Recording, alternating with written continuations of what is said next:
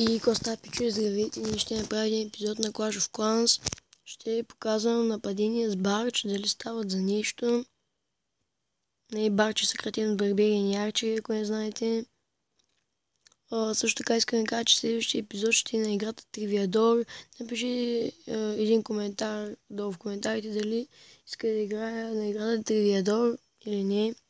Така нека да спуснем взимам Голда елексира и Дарк елексира. Оп. Тук пичове, какво виждаме? Какво виждаме тук? Виждате, ето този Барбериан Кинг. Да се апдейтва. Така моментално. Виждате Барбериан Кинга и ние вече се правим на 10 левел. Искаш 40 000 Дарк елексири. И аз правя този епизод с Барбериан да начина, който е при ден и половина. 4 дена и половина се апдейтва, за сега само 3 дена съм, а не при ден и половина съм направил епизода и направих го в 12 часа сутринта, не днеска, вчера. Сега тъкмо трябва да го качам и гледам, видеото е поведение. Аз го качих, ама самото то не стана, защото когато го качих, видеото, картината след 43-та секунда бъгваше и не може да се гледа и го изтрих и в момента правя ново видео. Така. Аз в момента съм с моята армия, но ще ви покажа реплеи, защото в предишния епизод нещо бъгна и ще ви покажа само...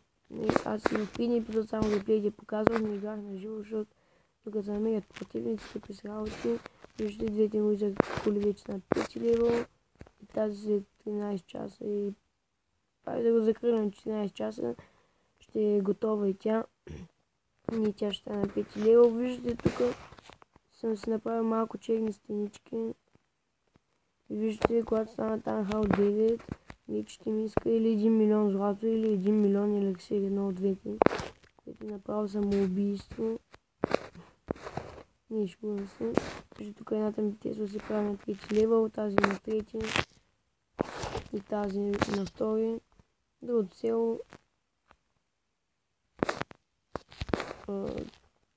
моя идеята мина се апдейтва. Той село няма какво да покажа. Армията скоро ще се апдейтна. Може би джантите да станат на 10 левел.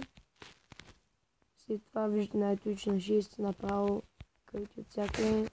Мултимортъра ми на 3. Този мортър отдавна не съм го апдейтвал. Сега нека да започнем с първата битка. То не е първата, тук виждате, когато съм такова с моята си армия, виждате 100%, 89% с 2 звезди, 88% с 2 звезди, тук малко 56% с една звезда. Виждате тук като почна с барберините, само загуби и само една победа, която сега ще ви пусна първо реплея. Не, реплея с победата ще ви го оставя накрая. Ще ви го покажа. Нека да започнем с някой, където съм взел по-хубав елексир. Виждате тук, лада, фъкой вижте какъв ресурс. Имаше един от... Точно зад и този реплей имаше един, в който бях взел 700 000 елексир и 560 000 злато. Жалко, че не мога да го покажа. Много як стана, но за жалост го няма. Иначе голям ресурс, но нека пуснем тази битка. Виждате 800 дарк елексир, който не е кой знае какво. Виждате, също така искам да кажа, че ако атакувате, трябва да атакувате с неактивни бази. Виждате сега този човек, погледнете само какъв ресурс има. Ама вижте колекторите. Колектора няма нищо розово в него, също се отнася за голд сториджа. И Дарк елексир сториджа и той е празен. И това означава, че базата е неактивна, виждате колко много ресурс, което означава, че в голд мините и в колекторите, в дарк дриловете, само там е ресурса. И гледайте сега, Lawbreaker, за да може да речем, ако в Dark Storage има нещо, пускам Lawbreakerите, да щупя стената и изсипвам барбериани. И трябва да не ги изсипвате на куп, защото една giant бомба и Бай-бай. Или пък то с мортър да удари няколко пъти по тях и ще стане лошо, затова се изсипват, да речем, така. Момент, сега ще видите как. Вижте как ги изсипвам, не ги изсипвам на едно. Ами ги изсипвам на куп. Не на куп, ами... Вижте. И от другата страна такова. Вижте колко хубав еликсир на... Колко... Най-много еликсира ми е важен, след това дарк еликсира, който вече е взет. И голда накрая. Голда ми е последното нещо, което ме интересува. Най-много ме интересува да си изплатя армията, която вече е изплатена.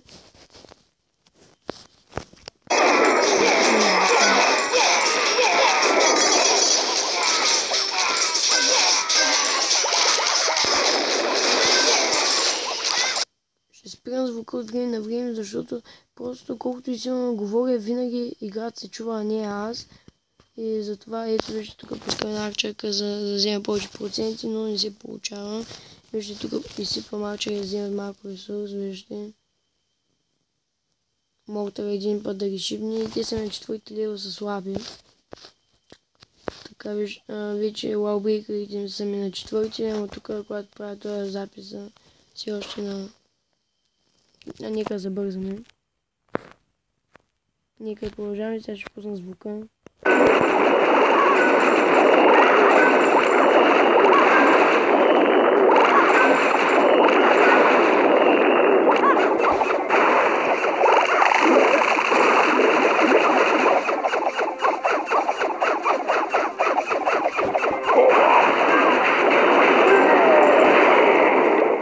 Видях се, че изпуснах Барбариан Кинга, това беше да взема още 100 000 голд, което Барбариан Кинга просто го пуснах. След това като му падна малко живота, му включих абилитито и той се остана жив. Аз просто взех 100 000 голд повече, което са много добре. Така ще пуснем още една атака. Гледай, че с някой с повече ресурс. Тук 810, тук 810. Еми нека пуснем тук с Dark Elixir, където съм взел. Просто се бърбигам. Това е просто накрая, ще дам крайна оценка. Тук си пълно всяка и бърбигам, начин, само където са мини-групи, които на двиловите. Тук двиловите са малко, двиловите ще го взема. Тогава ще става мисля, ако се вижда, че изпразим този еликсир и този еликсир, който е двата. Сега ще видите.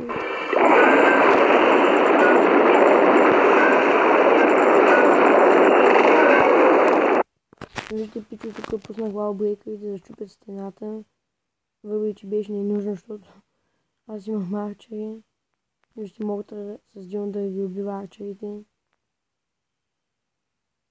И вижте, не успя да взема, за жалост, всички ресурси. Вижте колко много еликсир остана, но...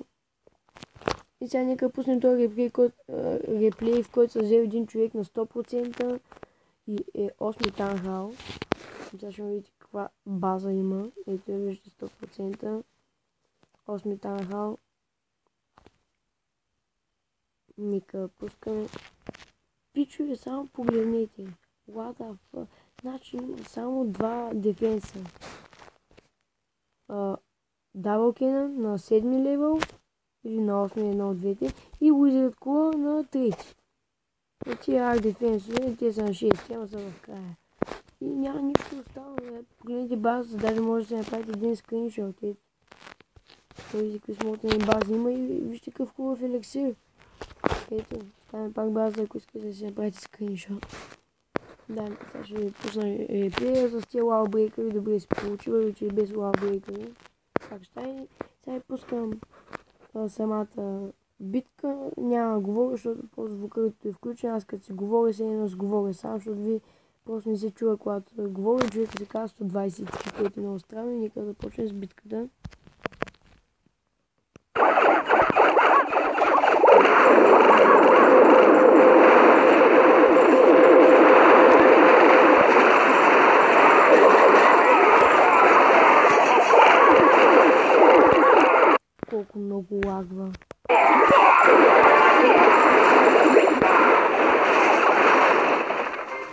Сега сигурно повечето от вас се питат: брат, ти за какво си изхъби цялата армия, ти може да го получиш с по-малко от половината? Брат, тая армия струва 20 000 елексир. Аз нищо не губя от това. Какво губя? 10 000 елексири? Какво толкова? Значи нека да почнем да говорим за самата атака. Значи армията се прави за около 20... Не. Колко се правиш? Да, армията се прави за около 20 минути. Струва 40 000 дарки елексир. Майко, 40 000 дарки елексир. То толкова струва Барбериан Кинга. Значи армията се прави за 20 минути. Струва 40 000 елексир, ако са на 4 лева Барбериан Кинг. 40 000 елексир, 20 минути се прави армията. Значи, вие ако вземате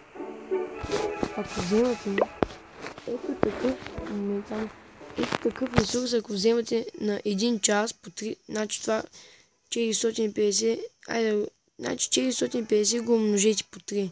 Получава се там 1200 горе-долу. И това 1200 го умножете по няколко часа и те, ако нямате такова правите и нападате постоянно, защото не на всяка 20, вързаме се езика, на всеки 20 минути се става армията и може да се направите и сметнете колко много злато, елексир и дарк елексир се взема с тази армия, но минуса е, че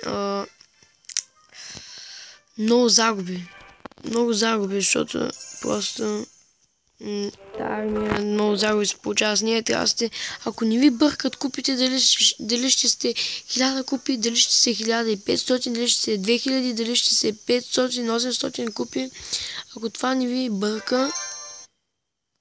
бърка, купите не ви интересуват колко купи сте, може веднага да си направи тази армия, да атакувате хора, които са неактивни. Казах ви как, когато видите, че сториджите са празни, а пък да речем има 400 000 елексир, а пък сториджите му са празни. Също нас и за голда, ако виждате голда е празен, иначе парите приливат, ако е пълен. Голда е празен, има 400 000 злато или там колко да има.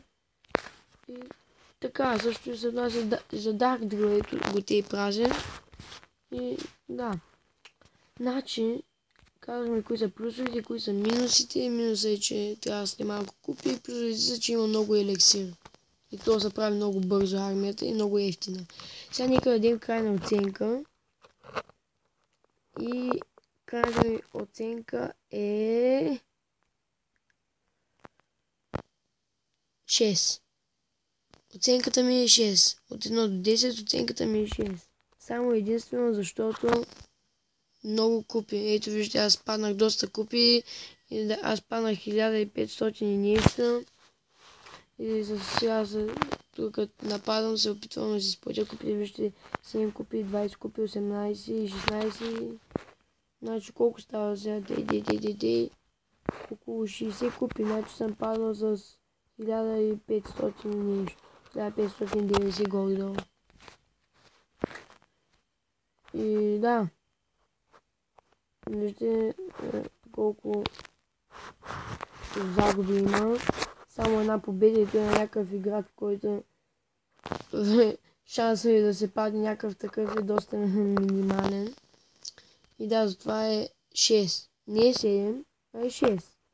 Защото ако имаше повече такива играчи, които са с такива бази, в които ви покажах, дето го взех он епичен 100% с барч, ще я дам 7, защото нали ако има такива много бази, може да е такова с барч, защо ми някаква така армия деца прави 3 часа и струва 200 000 елексири и 1000 дарк елексири, ама както и да е.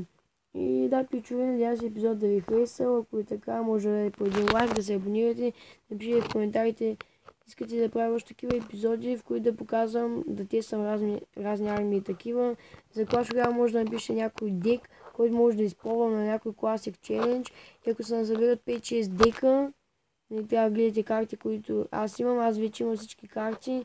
Имам Kenan карт, падна ми се от Crown Chest. Имам и Heal Spell, вече ми е 4-ти левел. Само легендарките, които нямам. Но все пак може да пишете декове, с които аз да имам такива легендарки, защото аз имам Lumberjack, Princess, Inferno Dragon и Nightwitch. Принцеса ми на втори. И пишете такива декове с такива легендарки.